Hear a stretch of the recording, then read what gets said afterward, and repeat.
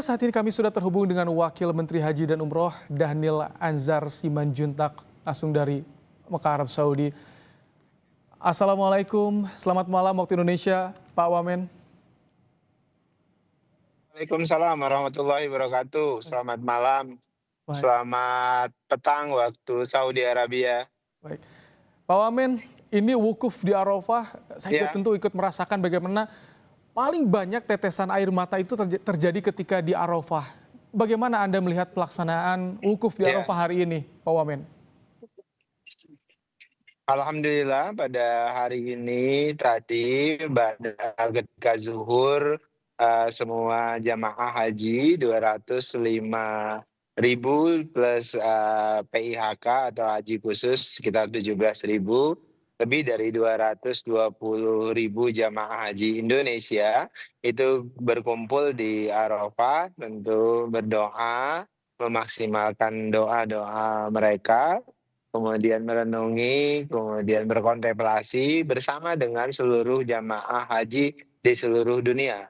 Ada sekitar 1,5 juta jamaah haji dari seluruh dunia yang melakukan wukuf di Arafah, dan alhamdulillah pada tahun ini pemerintah kerajaan Saudi Arabia itu lebih ketat, lebih tertib, dan terus melakukan perbaikan-perbaikan yang signifikan sehingga jamaah haji Indonesia dan jamaah haji dari seluruh dunia bisa melakukan ibadah dengan lebih khusyuk. Dan tentu tadi kami merepresentasikan dari misi haji Indonesia, merepresentasikan pemerintah Republik Indonesia, menyampaikan kepada seluruh jamaah haji untuk kemudian mendoakan hajat-hajat pribadi jamaah masing-masing, tapi jangan lupa juga mendoakan hajat-hajat kolektif, hajat-hajat bangsa, hajat-hajat masyarakat yang agar kemudian kondisi pribadi ke depan menjadi lebih baik, dan Amin. tentu juga kondisi bangsa jauh lebih baik Baik, di waktu-waktu ke depan. amin. Juga tentu kita berharap wukuf dan di Arafah ini menyampaikan pesan perdamaian, pesan salam atau pesan kerukunan, toleransi, apalagi di tengah situasi dunia yang tidak baik-baik saja. Nah, tentu melalui haji kita berharap kondisi dunia menjadi lebih baik dan lebih damai seperti apa yang ingin dilakukan oleh Presiden Prabowo Baik. Subianto. Pak Wamen, biasanya kan di Arafah kita diimbau untuk tetap berada di dalam tenda karena panas yang menyengat di sana. Tapi tetap Iya, saja, kadang kita pengen keluar, betul pengen betul. merasakan berdoa langsung menembus langit istilahnya. Bagaimana kesehatan jemaah menghadapi Iya, iya. serangan panas di sana, Pak Wamen? Tadi memang saya berkeliling di tenda-tenda menghibau agar jamaah lebih baik melakukan doa dan merenung di masing-masing di dalam tenda. Karena memang cuaca tadi di siang jam 12 sampai jam 3 siang itu relatif sangat panas sampai dengan 45 derajat Celcius. Namun ini mulai sore mulai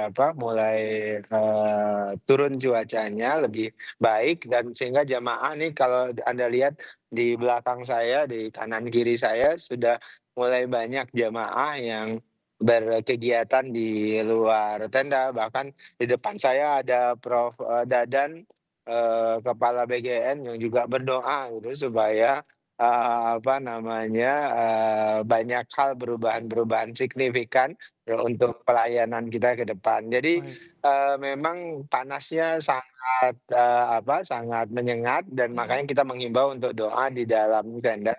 ya, Tapi kemudian memang, kita menghindari agar jamaah jangan mengalami dehidrasi, oh ya. karena memang situasi panas seperti ini rawan sekali dehidrasi. Nah, Oke, tapi, keamanan dan tim kita terus mengawasi baik. jamaah. Pak Wamen, terakhir, bagaimana persiapan ke Musdalifah untuk mabit? Seperti apa shuttle yang disiapkan? Karena ini yang biasa jadi kendala. Ini agak rebutan nih, Iya, macet juga di betul sana. betul betul. Betul, tahun ini alhamdulillah, penertiban, pelan-pelan kita lakukan karena masalah klasik yang selalu muncul itu adalah traffic jam, macet, karena memang itu kan terkait dengan pengaturan oleh otoritas kerajaan Saudi Arabia yang tidak bisa kita ikut campur. Tetapi setidaknya yang bisa kita lakukan itu adalah pengelolaan emosi dan psikologi jamaah. Nah, kami tadi sudah mendeploy atau mengerahkan petugas-petugas haji supaya duluan berada di Musdalifah. Supaya kemudian ketika jamaah nanti sampai di Musdalifah, baik yang, akan memutuskan, melakukan mabit di Mina, berdiam diri misalnya lama di Musdalifah, tapi juga ada sebagian besar hampir 80.000 jamaah itu yang melakukan mabit dengan cara murur. Mhm. Artinya mabit nanti dia murur di waktu tengah malam jam 11 12, tapi mereka akan langsung menuju, Mina, melakukan tanazul, kemudian melakukan tawaf ifadah, kemudian kembali ke hotelnya masing-masing di daerah Shisha dan Raudah, khusus yang untuk tanazul ada sekitar 20.000, sedangkan yang murur itu ada 80.000. Nah, tim kita siang tadi dari Arafah sudah digerakkan ke Musdalifah untuk standby dan menyambut jamaah di Musdalifah nanti.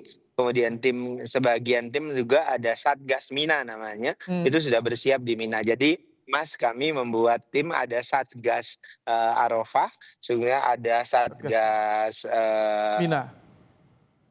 Musdalifah dan kemudian Satgas Mina. Oke, Jadi dibagi 3 tempat.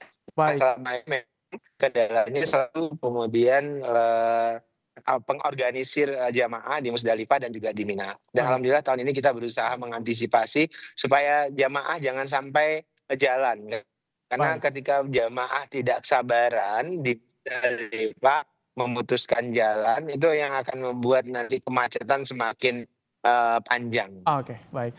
Pak Wamen, terima kasih. Doa kami dari Indonesia semoga lancar sampai nanti selesai seluruh rangkaian pelaksanaan ibadah haji Sama-sama. di tahun ini. Terima kasih Wakil Menteri Haji dan Umroh Amin Dr. amin Azhar Simanjuntak. amin.